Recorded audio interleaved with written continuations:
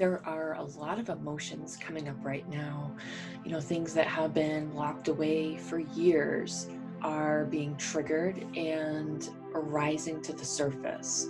Some of it has to do with your situation, and some of it has to do just with the fact that you're being triggered and things are coming to the surface. And if you have any anger towards yourself at all, for whatever reason, maybe you weren't prepared, maybe you had procrastinated, maybe you had said or done some things that you weren't proud of, or maybe it's just there for no reason.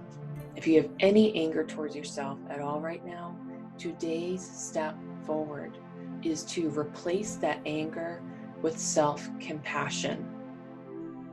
When you have that self-compassion, then you have the power, you have the energy to move forward.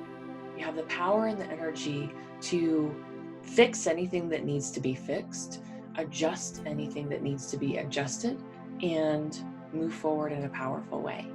So what is one way that you can have more compassion for yourself today?